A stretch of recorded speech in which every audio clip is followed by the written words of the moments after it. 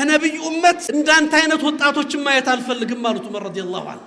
አንድ ወጣት በዑመር ዘመንም እንደ ዘመን ወጣት እንዲየጠቃ እንዲያለ ሲሄድ ጠሩት። ዑመር በያዙት አለንጋ ለመጡት። ምን ነው አላቸው። ያማሃል አሉት። አያመኝም። ታዲያ ቀጥ ብለህ አትሄድም እንዴ አሉት። እንደ በሽተኛ ምን እንዲህ ያደርጋል አሉት። ከነብዩ ኡመት እንዳንተ አይነት ወጣቶችን ማየት አልፈልግም አሉት ዑመር ረዲየላሁ ዐንሁ።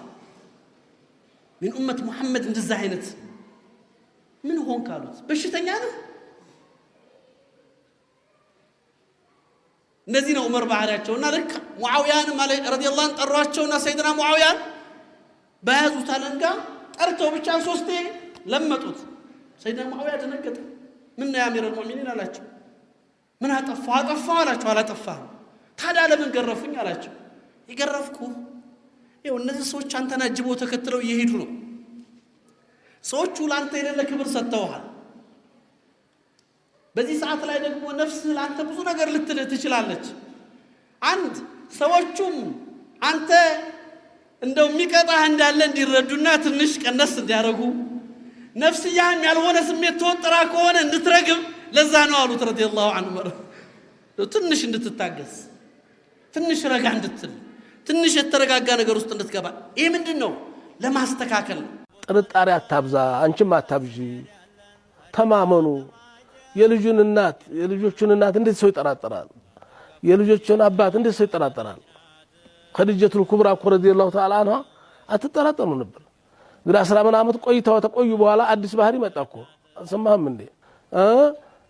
ነብዩ ይሄ ወደ ካዕባው ሲሄዱ ውስጥ ያለው ጣዖት ነው እና አቡ ጀህል ናቸው በዙሪያ ያሉት። መገለልን ፈለጉ። ስንቅ ሰንቀው እዛ ጋሩ ሂራ ገቡ። ጋሩ ሂራ ማለት ተሐረም ሳይታሉበት 4 ኪሎ ሜትር ነው። ወደ ሚና ስተሩ ለግራ ይቀራል። እዛ ሄዱ። እዛ ጫካ ውስጥ እዛ ዋሻ ውስጥ ሙናጃ ኢባዳ ማድረግ ጀመሩ። እንግዲህ ነብይነት ሊመጣላችሁ ለ3 ዓመት ያክል ቀብለ ንብዋ ነው። ይሄ ቀብለ ንብዋ ጥሩ ህልም ያሳያቸዋል። ማታ ያዩት ጧት ይሆናል።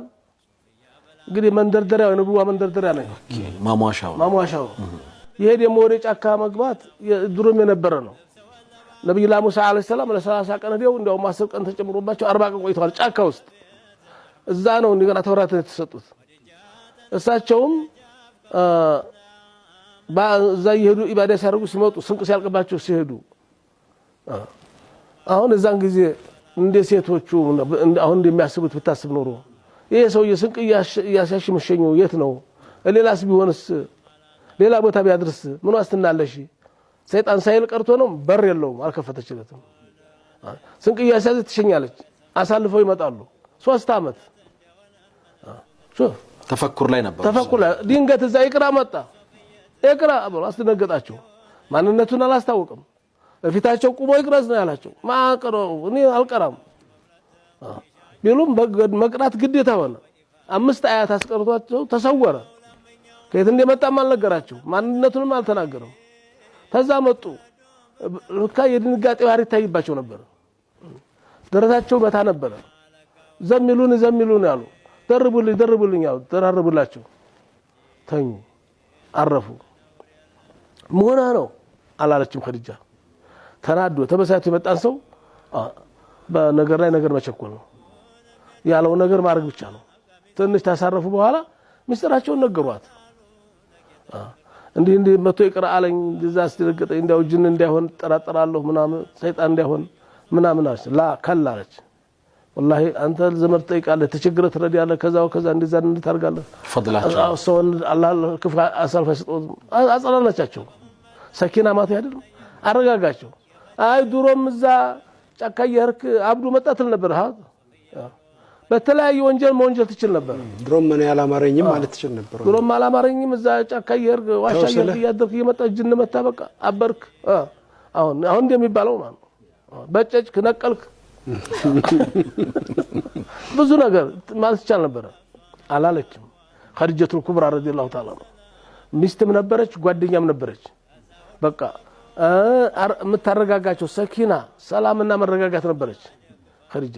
ስለዚህ በዚህ መልኩ አረጋጋቻቸው። የልጆችሽን አባት አቶ እንጂ የልጆችን እናት አትወንጅል በረካ ይነሳል ቀዳችሁ ይታወካል ሰላም ታጣላችሁ ታማችሁ ታመው የሞቱ ሰዎች አትመልከቱ ታመው የሻሩ ሰዎች ታመው የሻሩትን ታመው መዳንም ስላለ አቃው ያጣችሁን ሰዎች አግኝታ ያጡትን አታገኙትን ማየት ነው አለው ደግሞ መታመም እንጠይ ሰዎች ደግሞ ምንድነው ታመው ስለሻሩ ነው መናገር ያለብን ተስፋ መስጠት ለታመመው እኮ ብዙ ጎረቤት አሉ አደብ የሌላቸው ሰዎች አሉ እኮ ከሌለ እኮ ትናንትና ቀበርናት ከሌለ እኮ ባለፈው ቀበር ነው አይባልም ይሄ ከለዲያነ የዲያኑ ሰዎች አሉ ምን ስለ ዲያኑ ሰዎች እናወራቸው ሱብሃንአላህ አንዳንድ ጊዜ ደግሞ ራሱ የታመመው ሰው ከሱ ህመም ጋር በቀጥታ ይገናኛል መሰለን ጨጓራ ታሞ ከሆነ ይኸው ከትላንት ወዲያ እኮ እንትና በጨጓራ ሞተች ማማረት ነው የተላከለ ይመስለው እንዲያፋጥነው ጉዳይ እንግዲህ ታሞ ጠይቀ መጣው አጅር ለማግኘት ሲሆን አላህ ጋር ለመጣላት ይመጣ ይመስላል አዲባ ያስፈልጋል አብሽር ትሽራለህ ዱአ እናርግልሃለን ባለው አሽር ታገኛለህ የተጣላን ሰው ስለ አውፈሰለ ተባባሉ ስለ ታረቁ ሰዎች ስለ ተፋቱ ስለ ተጣጣሉ ሰዎች ማውራት ምን ይባላል እናንተም አትታረቁ ቀጥሉ እኮ አውፈሰለ መባባል ስለ ይቅርታ መጠየቅ ተጣልተው ከሆነ ስለ ይቅርታ ማውራት ታሞ ከሆነ ስለ መሻር ማውራት አተው ከሆነ ስለ ተቸገረው ስላገኙ ሰዎች ስላለፈላቸው ሰዎች ሁሉ ነገር ያልፋል ጨለማው ነገ ብሎ ተስፋ መዝራት ነው እና ካላህ ውጭ ሌላ በሽሻ የለም ማንንም ይንገርህ ማንንም ዶክተርም ይንገርህ ነብይም ይንገርህ ነብዩላህ ሙሳ እኮ ነገሯት እኮ አንቺ ሲፈጥርሽ ጋር በቃ ልጅ አይኖርሽም እጅ አሰጠችም እጅ አትስጥ ለማንም ነገር لا يرد القدر الا الدعاء አትሽርም ብለዋል ትሽራለህ አላህ ያሽራል በሰው ዘንድ ነው እንጂ አትሽርም የተባልከው በአላህ ዘንድ አላህ ቀላው ነው ሁሉ ነገር ስለዚህ ዑስሩ ይስሩ ይሆናል ይቀልላል ነገሩ እና ማንኛውም ነገር መላእክታም ቢነግርህ እንደው ሰውም ቢነግርህ እንስሳም ቢነግርህ በሰውኛ ቋንቋ ቢያናገርህም እጅ መስጠት የለብህም لا ملجأ ولا منجا الا اليه منك الا اليه አልኩ ولا ملجأ ولا منجا منك الا اليه ካላህ ውጭ መሸሻም የለም መጠጊያም የለም ብለህ ተስፋ መቁረጥ ነው ያ ከሆነ አላህ ይረዳናል አላህ ያግዘናል ተስፋ መቁረጥ የለብንም አሁን በዚህ አየት ላይ ምን እንረዳለን فمن يكفر بالطاغوت በጣዖታት የሚክድና ويؤمن بالله በአላህ የሚያምን ሰው ነው ያለው በአላህ ከማመናችን ጎን ለጎን ከአላህ ውጭ በሚመለኩ ጣዖታትም መካድ አለብን ማለት ነው ጣጉት ማለት كل ما عبد من دون الله ከአላህ ውጭ የተመለከ ነገር በጠቅላላ ነው በተለይ በጉዳዩ ላይ ወዶና ፈቅዶ ከሆነ ልክ እንደ ፊርዓውን እንደ ኢብሊስ አይነቱ ራሱ ቀጥታ ጣዖት ይባላል ማለት ነው ያልወደደ ያልተስማማ ከሆነ ግን ሰዎቹ ጣዖት አምላኪ ይባላሉ የሚመለከውን አካል ግን ጣዖት አንለውም አልፈቀደም አልተስማማም ሌሎቹ በውዴታና በፍቅር ወሰን አልፈውበት አመለኩት እንጂ ማለት ነው ስለዚህ በአላህ ከማመን ጎን ለጎን الكفر بالطاغوت በጣዖታት መካድ አለብን كل ما عبد من دون الله ከአላህ ውጭ በሚመለኩ ነገሮች በጠቅላላ ክደናል አላህን ግን አምነናል ልናመልከው ይገባል لا اله الا الله نفي واثبات የሚባለው ከዚህ በመነሳት ነው አምልኮ ለአላህ ያጸድቃል ከአላህ ውጭ ያለን አምልኮ ሁሉ ለማንም ይቅርብ ለማንም ሐሰትና ከንቱ መሆኑን በመግለጽ ውድቅ ያደርጋል ማለት ነው ሲፈጥረን ብቻውን ከፈጠረን ሲያበላን ሲያጠጣን ሲያሳድገን ብቻውን ከሆነ የሚያሳድገን ነገ አጀላችን ሲደርስ ሩሃችንን በመውሰድ የሚገድለንም እሱ ብቻ ከሆነ የውሙል ቂያማም ከመቃብር የሚቀሰቅሰን ብቻውን ከሆነ ፊት ለፊቱ አቁሞ የሚተሳሰበንም እሱ ብቻ ከሆነ በቸርነቱ ጀነት ግቡ ካልሆነ በፍትሃዊነቱ ጀሃነም ልቅጣችሁ ብሎ የሚፈርደውም እሱ ብቻ ከሆነ እንዴት ሌላ አካል ይመለካል ምን ሊያረግልን ወይ እድሜ አይሰጥ ወይ ሲሳይ አይችል ወይ ደግሞ ሞትን አራዝሞልን በህይወት አያቆየን ወይ አይቀሰቅሰን ወይ ጀነት አይከተን لا إله إلا الله نفي وإثبات ሌላ ሁለተኛ ማስረጃ ካስፈለገ እንደዚሁም በሱረቱ ኒሳ ምዕራፍ 4 ቁጥር 60 ላይ ማየት ይቻላል በሱረቱ ኒሳ ምዕራፍ 4 ቁጥር 60 ላይ ምን ይላል አለም ተራ ይላል አላህ አታይም ምን አታስተውልም አትመለከትም إلى الذين يزعمون أنهم آمنوا بما أنزل إليك وما أنزل من قبلك ወደነዚያ ወዳንተ በተወረደው መጽሐፍ በቁርአኑ አምነናል ካንተ በፊት በተወረዱትም በቀደምት የነቢያት መጽሐፍት አምነናል ብለው በመላሳቸው ወደሚናገሩ መናፍቃኖች አትመለከትም ወይ ይላል በመላሳቸው አምነናል ሊበሉ እንጂ የህግ ጉዳይ ሲመጣ ግን يريدون أن يتحاكموا إلى الطاغوت ወደ ጣዖቶቻቸው ነው መፋረድን የሚፈልጉት በአላህ ህግ በአላህ ሸሪዓ መዳኘትን ከውስጥ አይፈልጉትም ግን አምነናል ይላሉ በመላሳቸው በፍርድ ሰዓት ግን የጣዖት ህግን ነው የሚመርጡት وقد أمروا أن يكفروا به በጣዖት ህግና ስርዓት ግን እንዲክዱ በርግጥም የታዘዙ ሲሆኑ አለ ክህደትን ታዘናል ማለት ነው በአላህ ማመንን እንደታዘዝነው ከሱ ውጭ ባለ ነገር እንድንክድ ጭምር ታዘናል ስለዚህ ወንድም እህቶች ዛሬ በመሐከላችን አለመግባባት ቢፈጠር በባልና ሚስት ወይ በወንድምና እህት ወይ በአባትና ልጅ ወይ በጉርብትና በዝምድና ሐቅ ወይም ደግሞ በሰፈር እንደው ነጋዴዎች በንግድም ቦታ ላይ ከኢኮኖሚ ከንግድ ጋር በተገናኘ የሆነ ግጭት ሲፈጠር ወደ ዑለማዎች ጠጋ እንበልና የጌታ አላህ ህግ ይዳኘን ማለት አለብን አላህ በመሐከላችን በቃሉ ፍርዱን ይስጥ ጥፋተኛው እንደ ጥፋቱ መቀጣትም ሆነ መማር ያለበት ምንድነው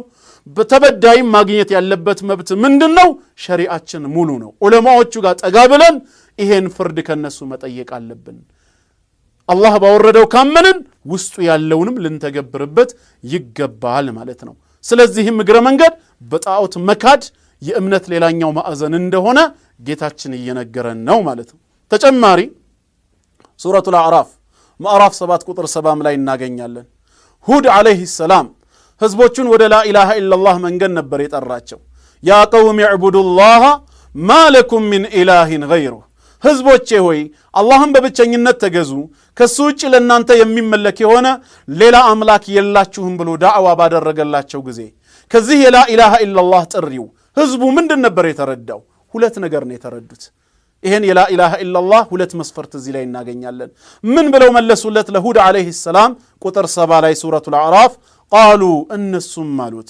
አጂእተና ሊነዕቡደ አላህ ወህደህ አንድ አላህን ብቻ እንድንገዛና እንድናመልክ ነው እንዴ ይሄን ጥሪ ተሸክመ የመጣኸው እንዲሁም በተጨማሪ ወነዘረ ማ ካነ ያዕቡዱ አባኡና አባቶቻችን ሲያመልኳቸው ሲገዟቸው የነበሩ የሐሰት አማልክትንም እንተው ዘንድ ነው ወይ የመጣኸው አሉት ይሁድ አለይሂ ሰላም ጥሪ ወደ ሁለት ነገር እንደሆነ ገብቷቸዋል አንደኛ አላህን በብቸኝነት እንዲገዙ እሱን ብቻ እንዲያመልኩ ሁለተኛ አባቶቻቸው ሲያመልኳቸው የነበሩ አምላክ ያልሆኑ ነብዩ አለይሂ ሰላቱ ወሰለም የመጀመሪያ ጥሪያቸው መዲና ላይ ይዘው ሲነሱ ከመካ ወደ መዲና ሲሰደዱ መዲና ገጠር አካባቢ የሚኖር አንድ ፍየል ጠባቂ የተከሰተውን ክስተት ተርኮልናል አብረን እንከታተል ይሄ ፍየል ጠባቂ በረሃው ላይ ፍየሎችን ይጠብቃል ድንገት አንድ ተኩላ ይመጣና አንዱን ፍየል ይዞበት ይሄዳል እረኛውም ሩጦ ይሄድና ከተኩላው አፍ ፍየሏን ይመነጭቃትና ይዞራል ልክ ዞር ሲል ተኩላው ጅራቱን እየቆላ እንደ ሰው ተናገረ አተንተዚዑ ሪዝቀን ሳካሁ አላሁ ኢለያ አላህ ወደኔ ያመጣውን ሲሳይ ካፌ ተመነጭቀዋለህ እንዴ አለ ገጠሬው ተገረመ እረኛው ደነገጠ እረኛው ምን አለ እንዴት አንድ ተኩላ እንደ ሰው ልጅ ይናገራል ብሎ ደነገጠ ከዛም ተኩላው ሌላ ቃል ደገመለት ከዚህ የሚገርም ነገር ልንገርህ እንዴ አለው እረኛውም ጆሮውን ጣል አረገ የስሪብ ውስጥ አለው መዲና ውስጥ አንድ ትልቅ ሰው አለ ሙሐመድ የሚባል ያለፈውን ታሪክ የሚመጣውን ይነግራችኋል አለው ይሄ ገበሬን ታሪክ አያውቅም ፍየሎችን ሰብስቦ ወደ መዲና ቀና መዲናም እንደደረሰ አንድ ጥግ ላይ አስቀመጠና ፍየሎቹን ነብዩ ሰለላሁ ዐለይሂ ወሰለም ፈልጎ ወደ አገኛቸው የተከሰተው ክስተት ነገራቸው ነብዩና መሐመድ ሰለላሁ ዐለይሂ ወሰለም ሰሃቦቹን ጠሩና አሰላቱል ጃሚዓ ህዝብ ጥሩ አሉ ህዝቡ ተጠራና መስጂዱ ሞላ ከዛም ገጠሬውን ተነስና ያየውን ተናገር አሉ ተነሳና የተከሰተውን ክስተት ተናገረ ሰሃቦቹ ደንግጠዋል ይሄ ገጠር የሚያወራው ምንድነው ማወቅ ፈልገዋል ነብዩ አለይሂ ሰላቱ ወሰለም صدق እውነት ብሏችኋል አሉ فوالذي نفس محمد بيده የሙሐመድ ነፍስ በእጁ በሆነችው አላህ እምላለሁ لا تقوم الساعة قيامة كواتكم حتى يكلم السباع الإنسان እንስሳዎች የሰው ልጅ ሳያናግሩት قيامة تقوم ማለት ይሄ ክስተት ለወደፊት ይመጣል አሉ ነብዩ አለይሂ ሰላቱ ወሰለም የሰው ልጅ የለበሰው ጫማ ማሰሪያው ያናግረዋል አሉ ረሱል ሰለላሁ ዐለይሂ ወሰለም ከዚህም አልፎ ቤተሰቡን ጥሎ ሄዶ ሚስቱ የሰራችው ነገር ካለ የሚስቱ ጭን ያናግረዋል አሉ ነብዩ አለይሂ ሰላቱ ወሰለም እንስሳ ታላቅነታቸውን የመሰከረ ነብይነታቸውን ያወጀ የምድራችን ፀሐይ የዓለማቱ እዝነት ነብዩና መሐመድ ሰለላሁ ዐለይሂ ወሰለም አንድ ታሪክ ልንገራችሁ አንድ ጎረቤት ነበራችሁ ጫማ ሰሪ ነው ግለሰቡ ታዲያ ማታ ማታ ትንሽ መጠጥ ይጠጣል አምሽቶ ይመጣና ስጋውን ጠብሶ ከበላ በኋላ አስካሪ መጠጡን አንስቶ ትንሽ ሲዞርበት ዘፈኑን ይለቀዋል ግጥሙን ይለቀዋል አضاعوني واي فتى اضاعوا ليوم كريهه وثداد تغريل አضاعوني واي فتى اضاعوا እንዴት ያለውን ወጣት አጠፉት ማለት ليوم كريهه وثداد تغريل ለክፉ ቀን ማኝ ይሆናል የተባለ ደንበር ጠባቂ ይሆናል የተባለውን ወጣት አጠፉኝ እኮ ያለ በስካር አንደበት ይዘፍን ነበር ምሽት እሳቸው እየሰገዱ ይሄን ችግር ተሸክመው ለአመታት ኖሩ ታዲያ አንዴ ድምጹን አጡት የዚህ ሰው ድምጽ ምን ነው ጠፋ የገጠመው ችግር አለ አሁን አንድ ምሽት ላይ ፖሊሶች ይዘው ፓሰሁት ተባለ ሱብሂ ሰገዱና ፈረሳቸው ላይ ወጥተው ወደ ሀገሪቱ አስተዳዳሪ ሄዱ አቡ ሐኒፋ መጣዋል ሲባል ታላቁ ሰው እንዳይወርድ ከፈረሱ እስከ እልፍኙ ምንጣፍ ድረስ በፈረሱ ይምጣላቸው ገቡ አቡ ሐኒፋ ወረዱ ተቀበላቸው መጅሊሱ ላይ ያስቀመጣቸው ተንከባከባቸው ምን አመጣህላቸው እኔማ የመጣሁት አንድ ጎረቤት ያለ አስረኸዋል ያንተ ፖሊሶች አስረውታል ማን ይባላል ገሌ ያ ንጉስ ያ የሀገሪቱ መሪ በዛ ምሽት የታሰሩት እስረኛውን እንዲፈቱ ወሰነ ለሳቸው ክብር ሲል ማለት አቡ ሐኒፋ መሄን እስረኛ ጎረቤታቸውን ይዘውት እየተከተላቸው ቤቱ አደረሱትና ሐላضعناك يا فتى ይዘፍናት ዘፈናል አጠፋና እንደ አንተ ወጣት አለ ኢማም ሆይ አላጠፉም የጉርብትናን ሐቅ ጠበቁ ተንከባከቡኛ መስግናለሁ አላቸው የሚገርመው ይህ ወጣት ቶብቱ የሳቸው ደረሶች ውስጥ አንዱ ለማሆን በቃ ምርጥ ጎረብ ሰነ ምግባር ያላቸው ታታሪ ጎበዝ ነጋዴ ለነጋዴው ሞዴል ናቸው አቡ ሐኒፋ እኔ ጉልበቴ ላይ ቁስል አለ እና ይመግላል ለ7 አመት ያልሄድኩበት ቦታ የለም ምን ላድርግ አላቸው ጉልበቱ ላይ ነው ያለው ጉልበት ህመም ነው አይደርቅ ቁስሉ ማለት ነው ያልሞከርኩት ህክምና የለም ምን ይሻለኛል አላቸው ውሃ በጣም የተቸገሩ ማህበረሰቦች ጋር ሄድና ጉድጓድ ውሃ ቆፍራሉት ሄዶ ቆፍሮ አጠጣ ጊዜ አልፈጀም ይህ ሲደርቅ ማለት ነው ሰደቃ በጣም ኃይል አለው ይገርም ይሄንን እንደው ሰውየው ይላሉ ሰደቃ ሲሰጥ ገንዘቡን ያለውን ሀብት የሚመጥን ይስጥ ይላሉ ብለንትን አይደለም አንተ ምን ያክል ነው ያለህበት ችግር ምን ያክል ነው በቃ አንተ እንዲያው ተስጥ ቁንጥር ማድረግ ሳይሆን بنية الشفاء ነው ደግሞ መሰጠት ያለበት ያ አላህ በቃ ይሄንን አድንልኝ እሺ والله يعني አንድ ቂሷ በነግራችሁና በቋጭ ጥሩ ነው ሴትዮዋ የኩላሊት በሽተኛ ናቸው ኩላሊት መተካት አለበት ታውቃላችሁ ብዙ ሀገራት ላይ ክልክል ነው የተወሰኑ ሀገራት የሚፈቅዱ ስለመኖራቸው እርግጠኛ አይደለሁም ግን አንዲት ሴት ሸጠች ኩላሊቷን እና እስኪ ጥሩልኝ ኩላሊቷን የሸጠችልኝ ሴትዮ ብላ እቺ በሽተኛዋ በጣም ሀብታም ነች ጠራቻት እና ለምን ትሸጫለሽ አለቻት والله አካሌን መሸጥ ያስገደደኝ ከባድ ችግር ውስጥ ያለው ምስኪን ደሃ ስለሆንኩ እንጂ መሸጥ ፈልጌ አይደለም ለገንዘብ ብዬ አይደለም መሸጠው ማለት ኖሮኝ ተጨማሪ ለማግኘት አይደለም ችግር ነው የሚያሸጠኝ ብላ ለቀሰች ገንዘቡንም ውሰጂ ኩላሊትሽንም አልፈልግም ከአላህ ብቻ ሽፋ እፈልጋለሁ አለች ተመለሰቻች ሴት ገንዘቧን ይዛ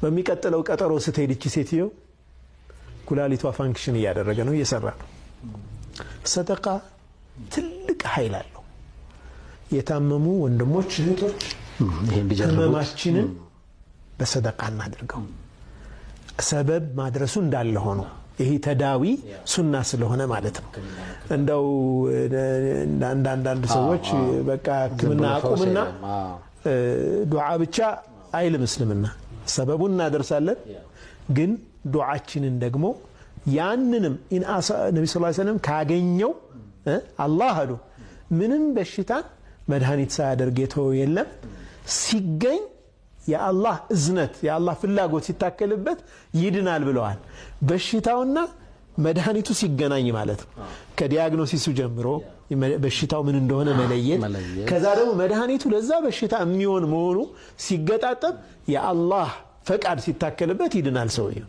ለዛ ደግሞ ዱዓ ሰደቃ ያስፈልጋል ለታመመ ለቀልብም ለአካልም አጠቃላይ ልብ በሉ በቅርቡ አንድ ምን ተከሰተ መሰላችሁ ሁለት ወጣቶች ጓደኛ ማቾች ናቸው አንዱ ኢማኑ የጠነከረ ነው አንዱ ዱርዬ ነው ድንገት ቤት ቁጭ ብሎ እያለ ይላል አባት ደወለለት ናፈልግሃለሁ ለምን የሆነ ሰው አስቸግሮናል ናማ አንድ እርምጃ ወስደንበት እንምጣ አለው አባቱ ልውጣ ሲለው ልጄ ትሄዳለህ መግሪብ ሰግዷል ውዱ አድርግ ተዘጋጅ መስጊድ እንሄዳለን አይ አስቸኳይ ጠርቶኝ ነው ልመለሳል ልጅ ሩጦ ወጣ ያ መኪና ይዟል ልጁ ጋር ደረሱ እሱ ወርዶ እንኳን አልተጋጠሙ አንተ ወርደህ ምተዋል ሲደባደቡ ያ ማሸነፍ ሲጀምር ይሄ በመስኮት ቢላ ሰጥ ይሄ ወጣት ቢላውን ተቀብሎ ሲሰነዝር ትቦውን ይቆርጠዋል አንገቱ ላይ ደሙ ፈሰሰ ያ ልጅ ሞተ እዛ ሀገር ላይ ደግሞ ሸሪዓ ነው ያለ ሞት በሞት ነው የሚተካው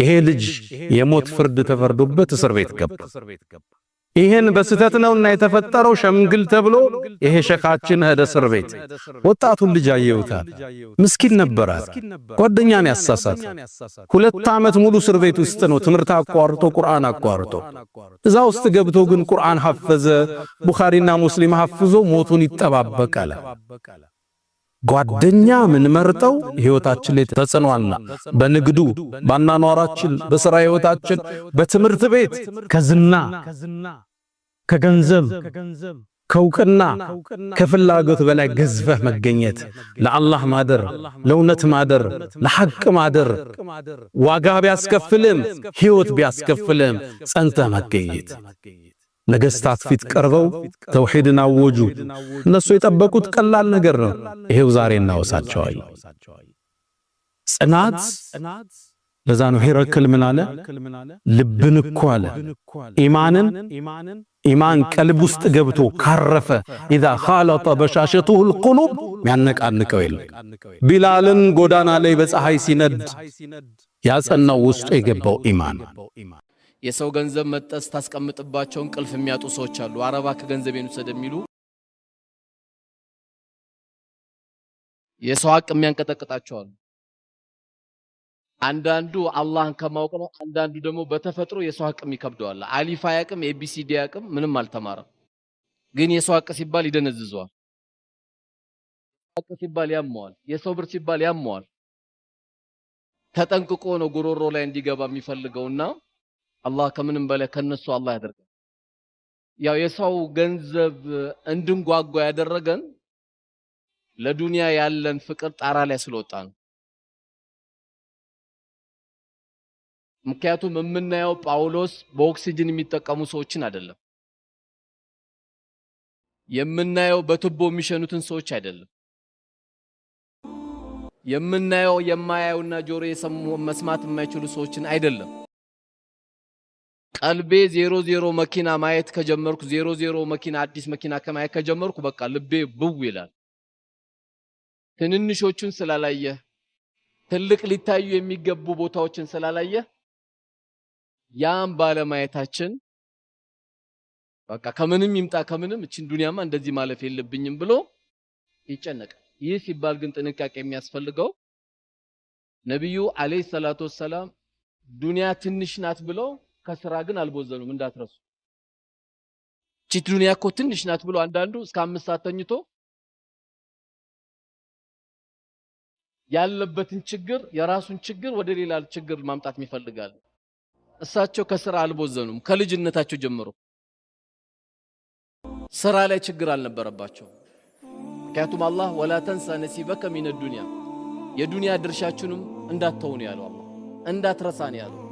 ሰው መጣሩ ዘዴ መፍጠሩ ለመስራት የተለያየ ቴክኖሎጂ መጠቀሙ ኮምፒውተር ላይ የተቀመጠ በደንብ አድርጌ እንዴት አድርጌ ነው ሀብታም ሆኖ ብሎ ዘዴ መፍጠሩ ይሄ እኮ ትልቅነት ነው።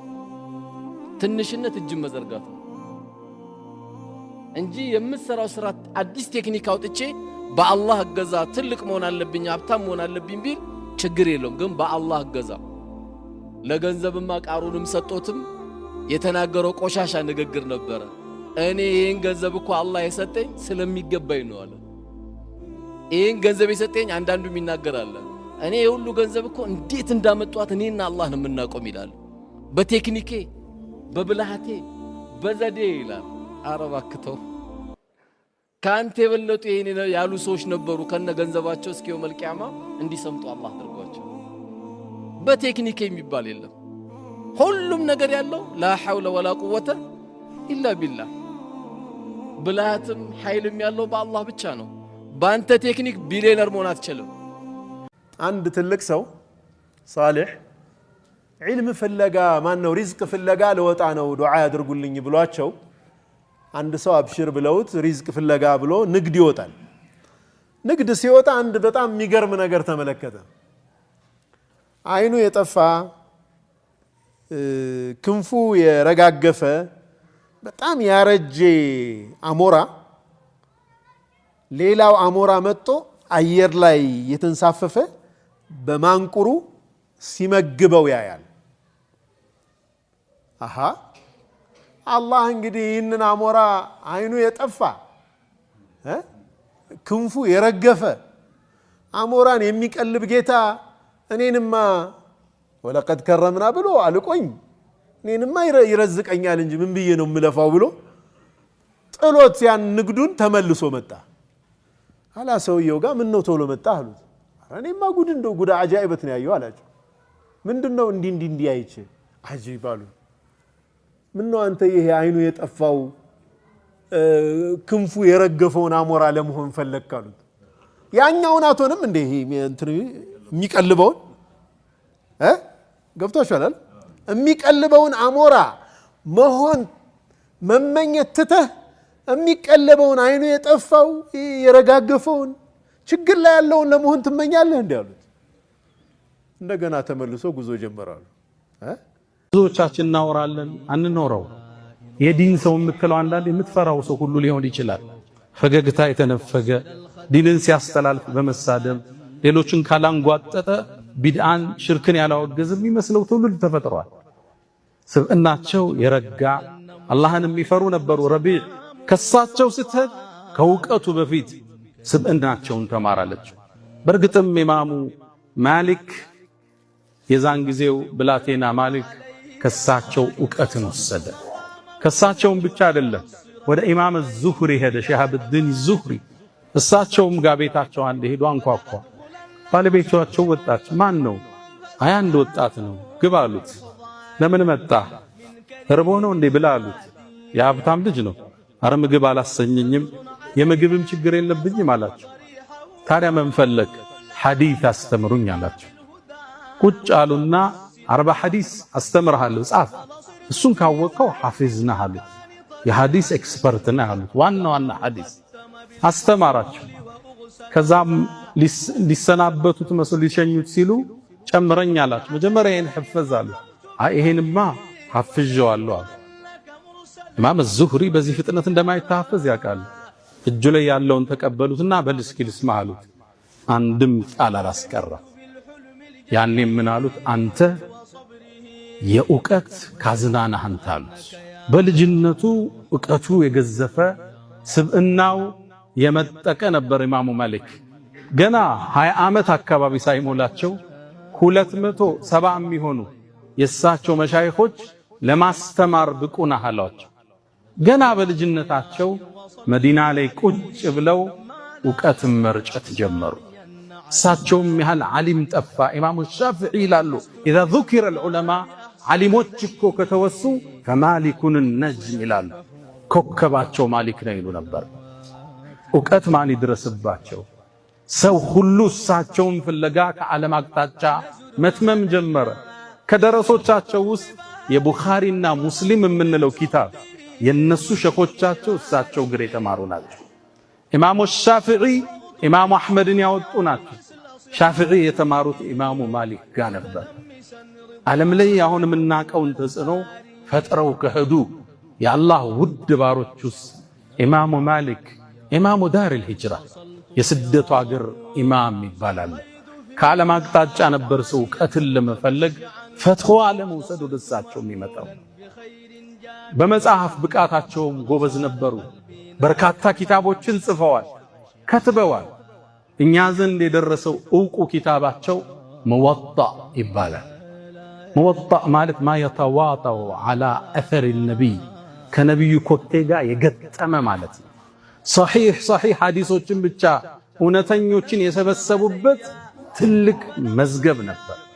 የሐዲስ ድርሳን ነበር።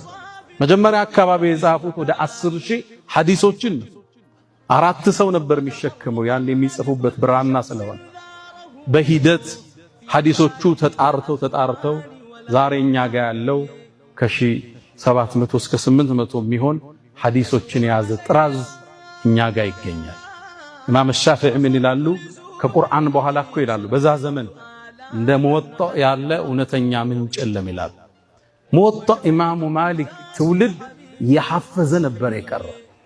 የትውልዱ ማጣቀሻ ነበር ብቸኛ።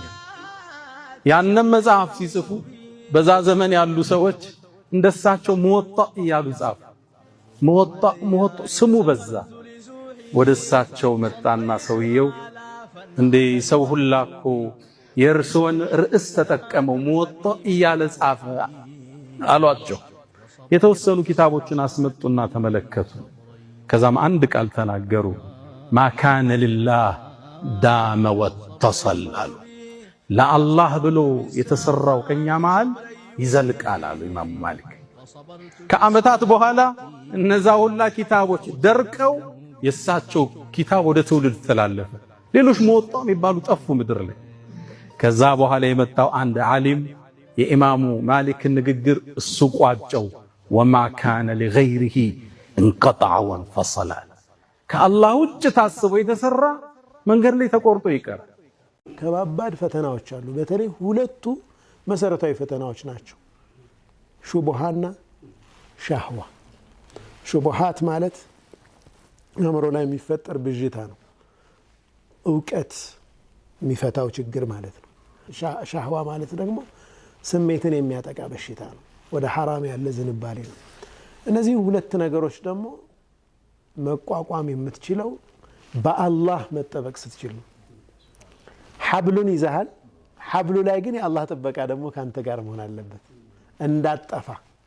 ያኛው እንዳትሳሳት መንገዱን ነው የሚያሳይህ፣ የአላህ ጥበቃ ደግሞ እንዳትጠፋ ሐጠብ ሙሉ ለሙሉ ማንነትህን እንዳታጣ የሚጠብቅህ። እነዚህን ፈተናዎች እንድትቋቋም የሚከላከልልህ ከፈተናዎች አላህ ነው። ኢነላህ ዩዳፊዑ አን ለዚነ አመኑ፣ ከነኛ ካመኑት ሰዎች አላህ ይከላከልላቸዋል።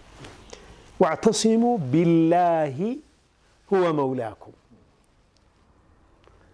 አልወልይ የሚለውን የአላህ ስም እኮ አይተናል በዝርዝር። በጣም ከባድ እንክብካቤ ያለበት እኮ ወልይ የአላህ ወዳጅ ስትሆን እንክብካቤ ያለበት ወዳጅ ነህ። ሁወ መውላኩም አለ አላህ። ወዕተሲሙ ቢላሂ ሁወ መውላኩም ፈኒዕመል መውላ ወኒዕመል ነሲር። ግብግብ አለ ማለት ነው፣ ትግል አለ ማለት ነው፣ ጦርነት አለ ማለት ነው። አንተ ራስህን ደግ ሰው በማድረግ ሂደትና ከሰው ተራ በመውጣት መካከል ትግል ላይ ነህ። ነሲር ያስፈልጋል፣ ረዳት ያስፈልጋል። ከአላህ የበለጠ ያማረ ረዳት ማን አለ ይላል አላህ። ኒዕመ ነሲር ወኒዕመ ነሲር ወኒዕመል መውላ። እንዴት የሚያምር ደግሞ ወዳጅ ከሱ ውጭ ማን አለ? ከሱ የበለጠ ማን አለ? ኢዕቲሳምን ስናስብ ሁለት ነገሮች ነው የምናስበው ማለት ነው። ኢዕቲሳሙ ቢሐብሊላህ እና ኢዕቲሳም ቢላህ። ሐብለላህን ይዣለሁ ብለህ የምትኮፈስ ከሆነ እኔ ነኝ ትክክል ከኔ ውጭ ያለው በሙሉ ብለህ ለራስህ ከፍተኛ ዋጋ ሰጠህ ምትሄድ ከሆነ የአላህን እገዛ ረስተሃል። እዚህ ወደ ራስህ ይተውሃል ማለት ነው። ወደ እኔ ይተወኛል አላህ። ከሰው ሁሉ ደካማ ማለት ለነፍሱ የተተወሰው ነው። አላህ እንደን ሰው ለራሱ ከተወሰው የበለጠ ያዋረደው የለም። ምክንያቱም ነፍስ ኢነ ነፍሰ ለአማረቱ ቢሱ በቃ በክፉ ነገር ወትዋች ናት ነፍስ። ሁሌም ወደ መጥፎ ነገር ነው የምትገፋፋን። ጥበቃህ ምንድን ነው? መጠበቂያ ማን ነው የሚከላከልልህ ከዛች የነፍስ ሸር? አላህ ነው። ሁሌ የእሱን ልመና የእሱን እገዛ መለመን ይኖርብሃል። ሁሉ ነገሯ መጥፎ የሆነ ሴት የለችም እንጂ ሁሉ ነገሩ መጥፎ የሆነ ሰው የለም። ምናልባት ሴጣን ካልሆነ በስተቀር ሴጣን ሰው ደግሞ የለም። ሁሉ ነገሩ መልካም የሆነም ሰው የለም መልአክ ካልሆነ በስተቀር። መልአክ ደግሞ የለም እዚህ ዓለም ላይ ሰው ሆኖ መልአክ ስላልሌለ ማለት። ስለዚህ ሰዎች የሆነ መጥፎ ጎን አላቸው፣ የሆነ መልካም ጎን አላቸው። ምናልባት 50-50 ሊሆን ይችላል፣ ኦር 75 በ25 ሊሆን ይችላል፣ ኦር 90% ሊሆን ይችላል። ግን መልካም ነገር የሆነ ነገር አለ። ኢዘን ትዳር የሚባለው ነገር በዚህም ወገን አይተህ በዚህም በኩል አይተህ በዛም ዙሪያህን አይተህ ዙሪያህ ላይ ስላሉት ነገሮች የምትኖረው ነው። ለምሳሌ ልጆች አሉ። ህይወት ባይመችም ማመቻችተህ ለልጆች ትኖራለህ። ቤተሰብ አለ። የሁለቱም ወገን ህይወት ቢመችም ባይመችም ለቤተሰብ ሲባል ይኖራል። ንብረት አፍርተዋል። ህይወት ቢመችም ባይመችም አመቻችተህ ለንብረት ትኖራለህ። ያኒ በሁለቱ መካከል ላይ የሚፈጠረው ነገር ሌላ ክፍተትና ነፋስ ያስገባና ንብረት ለመጥፋት ሰበብ ሊሆን ይችላልና በብዛት አላያችሁ ባልና ሚስት በንብረት ኬዝ ተካሰው ፍርድ ቤት ከቆሙ ሁለቱም መጨረሻ አካባቢ ላይ ድሃ ይሆናሉ በብዛት። ይሄ ሙጀረብ ነው። ወይም በልጆች ቀልብ አልቀልብም በሚል ፍርድ ቤት የቆሙ እንደሆነ በብዛት ልጆቻቸው በረካ ይሆኑላቸው በብዛት ይሄ ይከሰታል። ስለዚህ ያንን በረከትና ረድኤት መልካሙን ነገር ላለማጣት እየተባለ እዚህ ጋር ያለውን ነገር አጣጥሞና አቻችሎ መኖር ነው እንጂ ሁሉም ማር እየላሰ ሁሉም ተመቻችቶ የኔ ፍቅር እያለ የሚኖረው ሁላ ቤቱ ማር በማር ሆኖለት እንዳይመስል ማርና እሬት እየተቀራቀለን በቃ ይሄ ነው ህይወት የሚባለው ነገር። በእኔና በእናንተ ህይወት ብቻ አይደለም፣ በነቢዩም ሰለዋቱ ረቢ ወሰላሙሁ ዐለይሂ ህይወት ብቻ ጭምር። ነቢዩ ከሚስቶቻቸው ጋር ጸብ አልነበራቸው? ነበራ። ሰለዋቱ ረቢ ወሰላሙሁ አንድ ወር ሙሉ ከሚስቶቻቸው ተነጥለው የቆዩበት ጊዜ እኮ አለ። አንድ ወር ሙሉ። ከዛ በኋላ አማራጭ አመጣ አላሁ ጀለ ወዐዝ። አላህና መልእክተኛውን የምትፈልጉ ከሆነ ወደ ነብዩ ተመለሱ። የዱንያን ምቾት የምትፈልጉ ከሆነ ደግሞ አመቻቸዋቸዋለሁ፣ ከነብዩ ውጡና ለሱ ሌላ ቀይርለታለሁ። ይህንን ምርጫ ሄደህ ንገራቸው አላቸው። እቺ አያ እንደወረደች መጀመሪያ የመጡት እናታችን አይሻ ጋር ነው ረዲየላሁ ዐንሃ ወአርዳሃ። እቺን አያ ቀሩላትና ያ ረሱላላህ ሰለላሁ ዐለይሂ ወሰለም አላህንና እርሶን ነው መርጦ በአላህና በእርሶ እንዴት ይመረጥብዎታል? እንዴት ይመረጥባችኋል ብሏል። ቀጥሎ ሌላውን ጠይቁ፣ ቀጥሎ ሌላውን ጠይቁ። ሁሉንም ሲጠይቋቸው ተመሳሳይ ምላሽ መለሱ። ከዛም ያው ስርዓቱ ቀጠለ ማለት ነው፣ ህይወቱ ቀጠለ ማለት ነው። አሻሂድ ነብዩ ቤት እንኳን በዚያ ደረጃ ከሚስቶቻቸው ጋር ወር ሊኮራረፉበት የሚችል ነገር ተፈጥሯል። ሌላም ጊዜ እንደዚያው ሱረቱ ተሕሪም የወረደበት ምክንያቱ ያ አዩሃ ነቢዩ ሊመ ቱሐሪሙ ማ አሐለ ላሁ ለከ ተብተጊ መርዳተ አዝዋጅክ ሱረቱ ተሕሪም የወረደበት ከነቢዩ ጋር ሚስቶቻቸው ጋር የተፈጠረ ነገር ምንድን ነው ማለት የፈለኩት? ያ ጀማዓ የትኛውም ህይወት ምናልባት ከትናንት ወዲያ የተጋቡ ሙሽራዎች ካልሆኑ በስተቀር የትኛውም ህይወት እርግጠኛ ሆኜ ነው የምነግራችሁ 100% በቃ 100 የተዳረ ህይወት ቢኖር ስለ 100ም እርግጠኛ ሆኜ ነው የምነግራችሁ። 100ም ማር ሆኖ እንደ ቸኮሌት ሆኖ ተመቻችቶ ምናምን የሚኖር የለም የለም። እንኳን ካመጣሃት ባዕድ ሴት ጋር ኦር ከተጣመርሽው ባዕድ ወንድ ጋር ቀርቶ ራስህ ጋር እንኳን በቀን ስንቴ ትጣላለህ? ራስሽ ጋር እንኳን በቀን ስንቴ ትጣላላችሁ? ልዩነቱ ምንድነው ጎበዝ? እኔ ቤት ያለው ሙሽኪላና አንተ ቤት ያለው ሙሽኪላ፣ እሱ ቤት ያለው ሙሽኪላና እዚህኛው ቤት ያለው ችግር በአይነቱና በይዘቱ ኦር በብዛቱና በምናምኑ ሊለያዩ ይችላሉ። ሁላችንም ቤት መሻክላል። ሁላችንም ማቻችለን፣ ሁላችንም ተቻችለን ህይወት ነውና ይዘን እየተጓዝን ያለን። በዚህ መልኩ ካልሆነ ሴቶች ባመጹ ቁጥር፣ ሴቶች ጋር የሆነ ችግር በተፈጠረ ቁጥር ከሷ ጋር ምን አቃጠለኝ፣ ከሷ ጋር ምን አናደደኝ፣ በሞላ ሴት ደግሞ አሰናብቼሻለሁ ማሰላማ፣ ነገ ከፈለኩ 4 አመጣለሁ። ጅልነት እንቢ ካላችሁ ጀሩ፣ ግን አታድርጉት፣ አያዋጣችሁም፣ ያከስራል። ሙሽኪል ህይወት በቃ የህይወት ለውጥ፣ የህይወት ስኬት፣ የህይወት ደስታ አይኖርም ከዚያ የከፋ ነገር ሊመጣ ስለሚችል ማለት ነው። አላሁ ረቡል ዒዘቲ ወልጀላል ትዳራችንን ያማረ የሰመረ ፍቅር የተሞላ ሙባረክ የሆነ ልጆቻችን የሚጠበቁበት ንብረታችን የሚጠበቅበት ዱንያችንም አኸራችንም የሚያምርበት አላህ ያደርግልን። ትዳር ውስጥ ገብቶ የሚበጠብጥ ሰይጣን ያ ጀማዓ ሰይጣን ከሚሰራቸው ስራዎች ውስጥ በጣም የሚሞገሰውና ምንድነው ታጅ የሚለብሰው የሚሸለመው ባልና ሚስት መካከል ላይ ሲያፋታና ሲያለያይ። ስለዚህ ሰው ሸይጣንንም የጂኒ ሰይጣኑንም አላሁ ጀለ ወዐላ ከተዳራችን መሃል ያርቅልን። የአማን ህይወት የምንኖር አላህ ያድርገን። እነሆ ወልዩ ዛሊከ ወልሙቃዲሩ ዐለይሂ ወሰለላሁ ዐላ ነቢይና ሙሐመድ። ለሴቶች ልዩ ትኩረት የሚሰጥ የማህበረሰብ ክፍል የከፍታውን መጀመሪያ እርከኑን አሃዱ ብሎ ጀምሮታል። ሴቶችን የሚዘነጋ፣ ሴቶችን የማያስተምር፣ ሴቶችን የማያቀራ፣ ሴቶችን የማያነቃ የማህበረሰብ ክፍል ደግሞ የዝቅታውን የውድቀቱን ጎዳና አሃዱ ብሎ ጀምሮታል። የትኛው ላይ ነው ያለነው? እናቶቻችሁን አዛ ማድረግ፣ አባቶቻችሁን አዛ ማድረግና ማስከፋትን ሐራም አድርጎባቸዋል። ዕቁቅ እንዳይኖር ጭራሽ በእናትም በአባትም እንዳይኖር። ወኻሰተን አልኡማሃት በተለይ ደግሞ እናቶች አሉ ተባለ አትበል፣ ሙእሚን አሉ ተባለ እያለ አይዞር። ሙእሚን ቆፍጣና ነው። ያረጋገጠውን ነገር ለኡማው ለማህበረሰቡ ይጠቅማል ያለውን ነገር ብቻ ነው የሚያወራው እንጂ አሉ ተባለ የሚያናፍስ አይደለም። እናንተ ሴት በመውለዳችሁ አማካይነት የመካ ሙሽሪኮች ውርደት ይሰማችሁ ነበረ።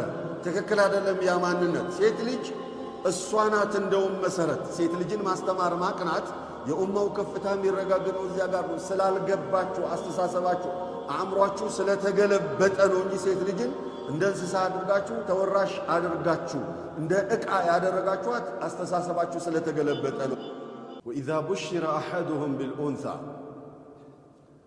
አንዳቸው ሴት ወለዳችሁ ተብለው ሲበሰሩ ظل وجهه مسودا ፊቱ በጥቁረት የተሞላ ይሆናል።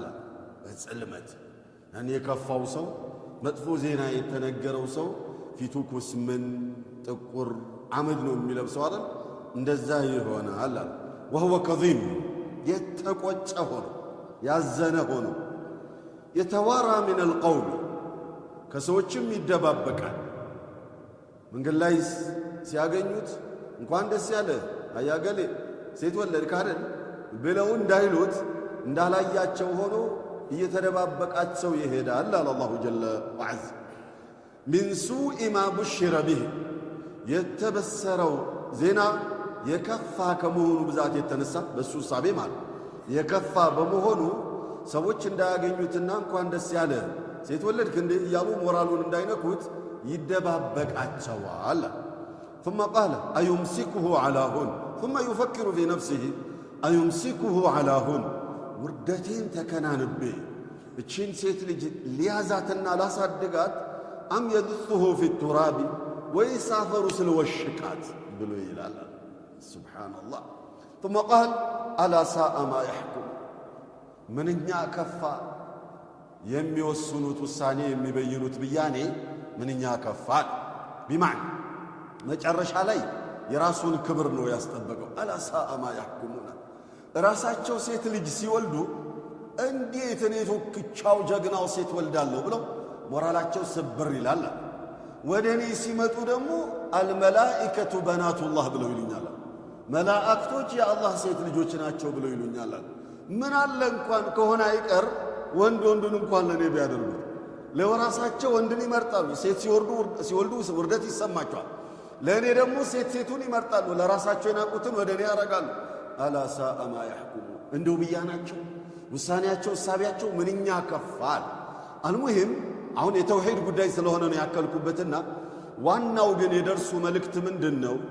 የመካ ሙሽሪኮች ሴት በሚወልዱበት ጊዜ ከፊሎቹ ከነነብሷ ይቀብራሉ፣ ከፊሎቹ ደግሞ ውርደቴን ተከናንቤ ላሳድጋት ብለው ይላሉ። ወኢዘል መውዑደቱ ሱኢለት ቢአይ ዘንቢን ቁቲለት ምን ይውጣችኋል የዚያ ዕለታ ከነነብሷ የተቀበረች ግፉ ስትጠየቅ ቢአይ ዘንቢን ቁቲለት ቢአይ ዘንቢን ቁቲልቲ ወቢአይ ዘንቢን ዱፊንቲ በምን ምክንያት ነው? ምን አጥፍተሽ ነው? በምን ወንጀልሽ ነው? በምን ኃጢአትሽ ነው ከነነብስሽ የተቀበርሽው ተብላ ስትጠየቅ የቂያማ ዕለት ምን ይውጣችኋል? ምን ምክንያት ትነግራላችሁ? እሷ ስትከሳችሁ እኛ ደግሞ ምክንያቱን ስንጠይቃት ምን ይውጣችኋል ብሎ ጠየቀ አላሁ ጀለ ወዐዝ ሱረቱ አተክቢር ላይ እንደዛ ብሎ ይጠይቃል። ለማንኛውም እዚህ ጋር የተፈለገው ምንድን ነው? እናንተ ሴት በመውለዳችሁ አማካይነት የመካ ሙሽሪኮች ውርደት ይሰማችሁ ነበረ። ትክክል አይደለም ያ ማንነት። ሴት ልጅ እሷ ናት እንደውም መሰረት። ሴት ልጅን ማስተማር ማቅናት የኡማው ከፍታ የሚረጋገጠው እዚያ ጋር ነው። ስላልገባችሁ አስተሳሰባችሁ አእምሯችሁ ስለተገለበጠ ነው እንጂ ሴት ልጅን እንደ እንስሳ አድርጋችሁ ተወራሽ አድርጋችሁ እንደ ዕቃ ያደረጋችኋት አስተሳሰባችሁ ስለተገለበጠ ነው። የእናንተ መሰረት ግን እዛ ላይ ነው የሚጣለው። የእሷ ዝቅታ የኡማው ዝቅታ ነው። የእሷ ከፍታና መንቃት የኡማው መንቃት እዚያ ጋር ነው መሰረቷ። ለذلك ሴት ልጅን ኢስላም ተንከባክበህ አርቀህ አሳምረህ አሳድጋት ነው ብሎ የሚለው ነው። ቃለ عن المغيرة بن شعبة رضي الله عنه عن رسول الله صلى الله عليه وسلم قال إن الله حرم عليكم عقوق الأمهات الله جل وعز እናንተ ላይ ሐራም አድርጎባቸዋል፣ ክልክል አድርጓል። ክቡር የሆነ መንደር አድርጎታል። ምን عقوق الأمهات እናቶቻችሁን አዛ ማድረግ አባቶቻችሁን አዛ ማድረግና ማስከፋትን ሐራም አድርጎባቸዋል። ዕቁቅ እንዳይኖር ጭራሽ በእናትም በአባትም እንዳይኖር። ወኻሰተን አልኡመሃት በተለይ ደግሞ እናቶች ያኔ ደካማ ስለሆኑ አይበቀሉም ተብለው ስለሚፈሩ ስለሚናቁ አይማቱም ስለሚባሉ ነው ዕቁቅ የእናት ቅድሚያ የተሰጣት። አንድ ሁለተኛ ደረጃቸው የላቀ ስለሆነ ነው እናት እዚህ ጋር ትኩረት የተደረገባት ብለውናል። ثم قال ووعد البنات ልጆቻችሁን ከነነፍሳቸው መቅበርን አላህ ሐራም አድርጎባችኋልና እንዳትቀብሯቸው። ወመንዐን ወሃት ስስታምነትና ለማኝነትንም አላህ ሐራም አድርጎባችኋል። ስጡ ስትባሉ ቆምጫጫዎች፣ ከልካዮች፣ ስስታሞች ምንም የማይወጣችሁ ደግሞ ሰዎችን በመጠየቅ ረገድ ላይ ደግሞ ያ ሰላም እናንተን መሰል የሌለባችሁ እንደዛ እንዳትሆኑ። መስጠትም ላይ ካላችሁ ስጡ፣ ከሌላችሁም ደግሞ ራሳችሁን ቻሉ። የሆነ ጊዜ ተውበት አድርጎ ሲመለስ በቃ አሁን ወደ ኒካና ተውበት አድርግ ስትለው ምን ይላል መሰለ? እና ያቺ የሆነ ሴት ጋር አይቻለሁ እሷን አግባ ስትለው አውዙ ቢላ እንዴት እሷን አገባለሁ ትዳር አይደል እንዴ ይላል። አየው አይፈልጋቸውም እነዚህ ያበላሻቸውን ሴቶች። ይሄን በደንብ ንገሯቸው እህቶቻችሁ። አይፈልጋትም። ለጊዜያዊ ነገር የፈለገ ጓደኛ ላርግሽ እያለ እኛ ጋር እንግዲህ ገርል ፍሬንድ ወንዝ ፍሬንድ የሚባል የለም። የትዳር ፍሬንድ ነው ያለው እኛ ጋር። ለምን መንገድ ላይ ስትሄድ አትሸማቀቅም? ራሃ ሆነ ከሷ ጋር ታወራለህ፣ ራሃ ሆነ ትነካለህ፣ ራሃ ሆነ ትቀራረባለህ፣ ራሃ ሆነ ሐሳብ ትለዋወጣለህ።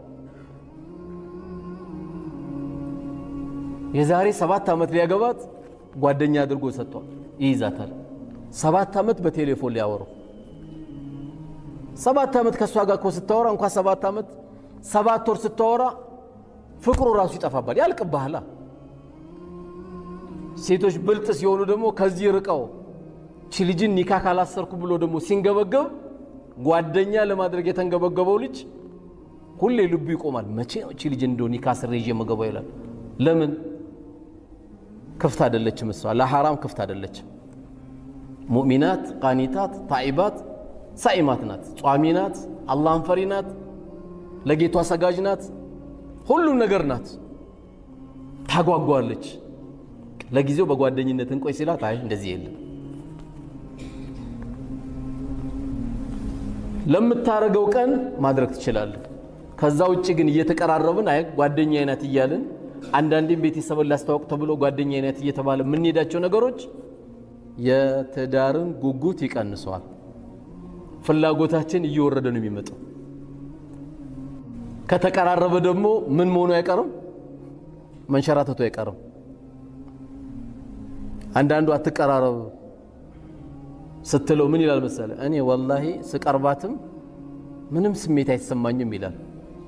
ይሄ ታከም ነው የሚባለው። ሴት አጠገብ ተጠግቼ እኔ ምንም ስሜት የለኝም ካለ ሕክምና ያስፈልገዋል። ሐኪም ቤት ይዛችሁ ሄዱ። ወመን አስደቁ ሚነላህ ቂላ፣ ከአላህ የበለጠ እውነተኛ ተናጋሪ የለም። አንድ ሰው እጅና እግሩ ታስሮ ውሃ ላይ ተወርውሮ አደራ አንድ ውሃ እንዳይነካ ይባላል። ባህር ላይ ወርውሮ አንድ ውሃ ቢነካ ያሳያሉ ትለዋለህ። ወርውሮ እኮ አልከው። እንደዛ እንደማለት ነው። ከገባት ችለውም አላህ ጌጥ አድርጓቸዋል፣ የሚስቡ አድርጓቸዋል። ይሄን ጓግቶ እንዲመጣ ነው የተፈለገው። ይሄን ነው ጓደኛ የተባለው እንጂ ለ6 ቀን ለ10 ቀን ለ50 ቀን ለ2 ወር ለ3 ወር አይደለም ጓደኛ የምታደርጋት። ዱንያ ላይ ካለች ትልቁ ነገር አሁን ከቤታችን ካጣነው ትልቁ ነገር ከሚስቶች ጋር ከልጆች እናት ጋር ጓደኛ አድርገ የምትወያየው ነገር አለመኖሩ ነው። ቢያንስ እቺ ልጅ እኮ ልጆችን ትይዝላለች ከቀደምካት፣ ልጆችሽን ይዛል ከቀደምሽ።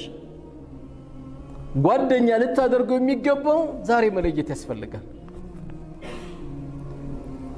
እንጂ በማይገባን ነገር እየገባን የምንሰባሰባቸው የምናወራቸው ነገሮች ለቤታችን ማዕና ካልሰጠ ጓደኛ ያስፈልጋል። እኛ በሀያታችን በዚህ ወጣትነት እድሜያችን ወላሂ ብዙ ወንድሞቻችን ሸኝተናል። አብዛኛው ጓደኛ አስመሳይ ነው። አስመሳይ መጣ ቢሮ ታለቅሳለች። 6 የቲም ይዣለሁ ጓደኛ ባለቤቴ ድሮ እኔ ቤት ውስጥ በሳምንት አንዴ እያረደ ነበር ጓደኞቼን ሁሉ የሚጋብዛቸው። ዛሬ አንድ ልጆቼን ያየው ነው የምትል። አንድ ልጆቼ ይሄ ነው ጓደኛየው። ለምን አንተ አታየውም? ትላንት የሚቀርበው ለአንተ እንጂ ለአላህ ሲል አልነበረም። ብዙ ሰው እናያለን። ያው ብዙን ጊዜ ኢትዮጵያ ውስጥ የሚዘፈንልን መቼ ነው? ስንሞት ነው። ስራ ያለው ግን ከሞት በኋላ ነው። የሚስቱ ጉዳይ በሀያት ካሉ የእናቱ ጉዳይ በሱ እጅ ከነበሩ በጣም እኮ ይረበሻል። አንድ ወንድም ሲሞት እኮ በጣም ይናጋል። ጥሩ ዱንያ እንኳን ጥሎላቸው ቤት ቤቱ ይናጋል። የሚገርመን እንደ አባት ነውርን የሚሸፍን ስለሌለ እንደ አባት የሚያስተካክልም ስለሌለ ቤት ውስጥ ሳችን ለሁለት ሀገር የሚጠቅመን ጥሩ ጓደኛ ማድረግ ስትሞት ያዝንልሃል፣ በሀያት ካለ ይረዳሃል፣ ካረዳህም አይዲያውን ይሰጣል፣ አቅጣጫ ይሰጣል። አብሽር ስራ እንጀምራለን። ዛሬ በጣም ይዋደዳሉ የምትላቸው ጓደኞች እኮ ቻይና ሄጄ ብሎኛል አንዱ ወንድሜ። ቻይና ሄጄ ሁሉም ይፈራራላል። ለምንድን ነው ስለው አንዱ የሚያመጣውን አንዱ እንዲያውቅ አይፈልጉም አለ። አየሁ ቻይና ድረስ ሄዶ ይጣላል። እዚህ ታዲያ እንዴት ረህመት ይወረድ? የኔን ዕቃ ሊጭንብኝ ይላል። የኔን ዕቃ ሊጭን እስቲ እሱ ከገዛ በኋላ እኔ ያለው ይባባላሉ አለኝ። አንድ 15 ቀን ሄጄ የአላህን ታምር ነው ያየሁት አለ። የሰው ጭካኔ የሚገርመው ግን ጓደኛሞች ናቸው። እና አንዱ ሄዶ ሊገዛ ሲል አለ አንዱ መተኛቱን አውቆ ነው ሄዶ የሚገዛው አለ። ተኝቷል። አዎ ሄዶ ገዝቶ ጭኔው ወደ ቤርጎ ይመለሳል። እቃው እንዲያይበት አይፈልግም። ቶሎ ደግሞ ጫኑልኝ ወደ መርከብ ነው ምናምን ነገር ይባላል። ግን ስታያቸው ምንድናቸው? በጀማ ሄዱ ጓደኛሞች ናቸው። ስለዚህ በተለያየ መልኩ ተሰባሰብን ማለት ጓደኛውንም ማለት አይደለም። በትምህርት ቤት ተገናኘን ጓደኛውንም ማለት አይደለም። ለሆነ ሰዓት ቤቱን ለማድመቅ ቁጭ ብለን ደግሞ ጫት የምንቀባበለው እሱን ጓደኛ መሆን አይደለም። አንተማ ትክክለኛ ሚስቴ ጓደኛዬ ናት የምትል ከሆነ ጓደኞች ቅር ይበላቸው እንጂ ለሚስት ቅመህባት አትገባ። ከምንም በላይ ትልቁ ጓደኛ እሷ ናት። እኔ ለሚስቴ ብዬ እንደውም አንተ መንገር ያለብህ እኔ ለሚስቴ ብዬ አላህ መጀመሪያም አልፈቀደልኝም ለሚስቴ ብዬ ካሁን በኋላ እኔ እንደውም ከእናንተ ጋር አልቅምም ከተመለስን አብረን መመለስ አለብን እኔ እንዲህ ሚስቴን የጎዳዋ ከሆነ ይሄ ሁሉ ሰው እንዴት ይጎዳታል ሚስቴን ብሎ እህቶቹንና ሚስቶቻችሁን ብሎ መናገር ነው ያለበት ለጓደኞቹ ሼም 5 ሰዓት ይገባል ቤት ሲገቡ ልጆቹም ተኝተዋል አሁን ለነዚህ ጓደኞች ነው መስዋዕትነት እየተከፈለላቸው ያለው ድንገት ቀብረውት ሸልም ይሉ ጓደኞቹ ማለት ነው ትክክለኛ የልጆች እናት የሆነችው ትልቁ ወላሂ ጓደኛ ናት አሁን ለምን መሰለ ያሳነስካት አብረ ስለኖርክ ነው ለአንተ ትንሽ የመሰለች ውጭ ያለችው ሴት ትልቅ ምትመስልህ እንጂ የተለየ ነገር የለም እቺ